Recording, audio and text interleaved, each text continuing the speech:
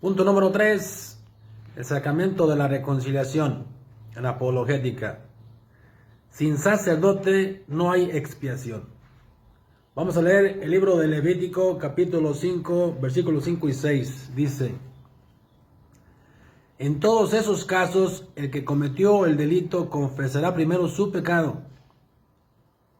Luego, como sacrificio de reparación por el pecado cometido, llevará a Yahvé una hembra, oveja o cabra, y el sacerdote hará la expiación por dicho pecado y por la persona.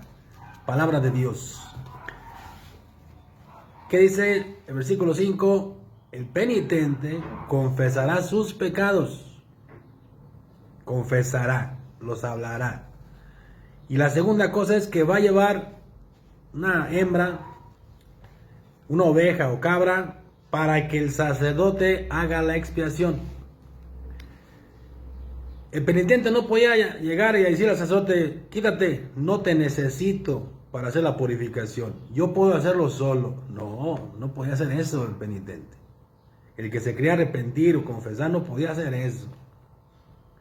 Entonces tú tampoco le puedes decir al sacerdote: no te necesito. No.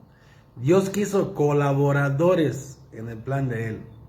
Y aquí en esta cita de Levítico 5:5 es muy importante, porque el penitente confesaba sus pecados y el sacerdote era el que hacía la expiación. Ahora, hermano, si tú no te quieres confesar con un sacerdote, no hay problema, no hay problema.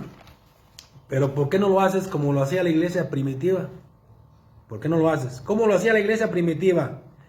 Hechos capítulo 19, versículos 18 y 19 dice así: Muchos de los que habían aceptado la fe venían a confesar y a exponer todo lo que antes habían hecho.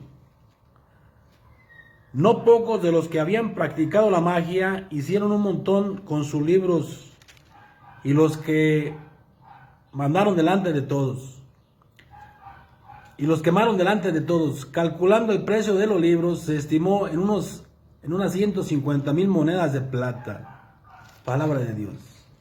Fíjate bien lo que dice. Muchos de los que habían aceptado la fe venían a confesar y a exponer todo lo que antes habían hecho delante de todos. Palabra de Dios. Así que, hermano, si tú no te quieres confesar con un sacerdote, no hay problema. Pero te espero en el kiosco para que públicamente expreses lo malo que haces. Digo, si lo quieres hacer. Pero si tú dices: yo quiero hacer a la usanza antigua, la iglesia primitiva así era.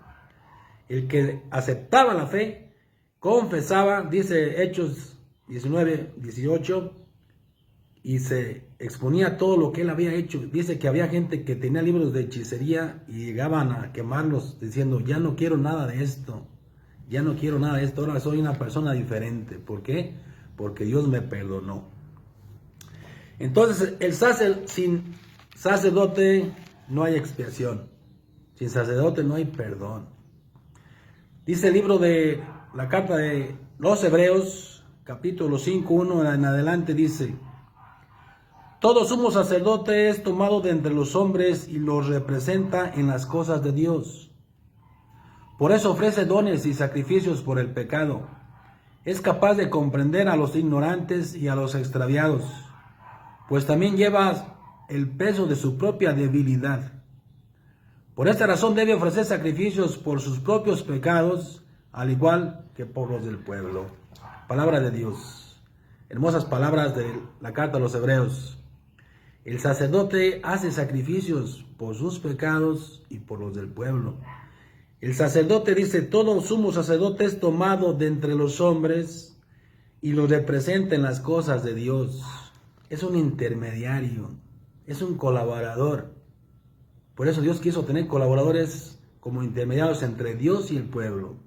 No intercesor, no mediador, perdón. El único mediador entre los hombres y Dios se llama Jesucristo. Eso ni cabe duda. Pero Dios quiso que los sacerdotes colaboraran en el plan de Dios para ofrecer sacrificios por Él mismo y por el pueblo. Así que recuerda, sin sacerdote no hay expiación.